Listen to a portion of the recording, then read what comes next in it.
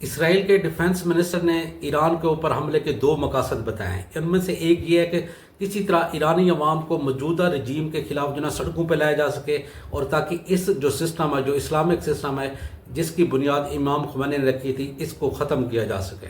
اور پھر دوسرے نمبر پہ کس چیز کا خاتمہ ہے؟ وہ ایران کے ایٹامک پاور پلانٹ کا خاتمہ ہے۔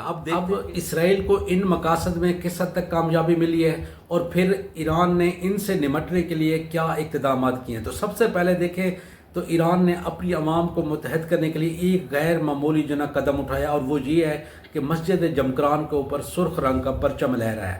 مسجد جمکران کو جو ایرانی اسلامک کلچر کو جانتے ہیں وہ اس کے بارے میں خوب جانتے ہوں گے، اور اس کی بڑی تاریخی اہمیت ہے۔ اور وہ یہ کہ جمکران کو دیکھیں تو یہ قم شہر جو ان کا مذہبی شہر ہے، اس سے کوئی 25 یا 30 منٹ کے جنا ڈرائیو کے اوپر جو نا موجود ہے۔ اور جمکران میں اگر دیکھیں تو یہاں پہ ایک متقی شخص رہتا تھا جس کا نام حسن ابن مسلح تھا۔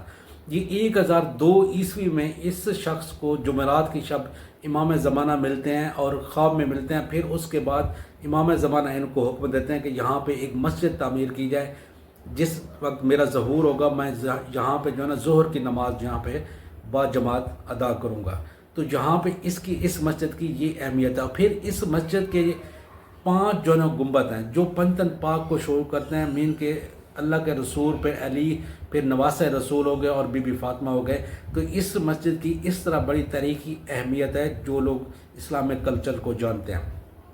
پھر اس مسجد کے اوپر سرخ رنگ کا پرچم لہرانے کے اوپر وہ بھی جو نا ایک خوب جو نا ایک سمجھنے والا جو نا قدم ہے، اور وہ یہ ہے کہ سرخ رنگ کو دیکھیں تو اسلام میں جو نا اس کو خون کا بدلہ لینے کا علامت سمجھا جاتا ہے، اور عموماً جو نا شیعہ قوم سرخ رنگ کو جو نا محرم کے دنوں میں لہراتی ہے۔ اور اس پرچم کے اوپر جو فارسی میں ایرانی حکومت نے جملہ لکھا ہے، اور اس کا مفہوم یہ ہے کہ جنا حسین کے خون کا بدلہ لو، اور اس کے اوپر ایرانی قوم جو نا تقریباً متحد ہو جاتی ہے۔ تو اس سٹیپ کے بعد، اس قدم کے بعد وہاں پہ ایرانی قوم اور ہی متحد ہو گئی ہے۔ اور اگر ماضی میں دیکھیں تو جس طرح ایک وقت یہ بھی تھا کہ ایرانی پوری پارلیمنٹ کو اڑا دیا گیا تھا، تو وہاں پہ دیکھیں اس طرح کے جب بھی اٹیک ہوتے ہیں یا شہادتیں ہوتی ہیں، یا جنرل قاسم سلیمانی کو دیکھ لیں، اس کی شہادت جو مسجد اس جمکران میں عموماً آتے تھے، تو یہ شہادتیں ایرانی قوم کو عموماً متحد کر دیتی ہیں۔ تو اسرائیل کو اس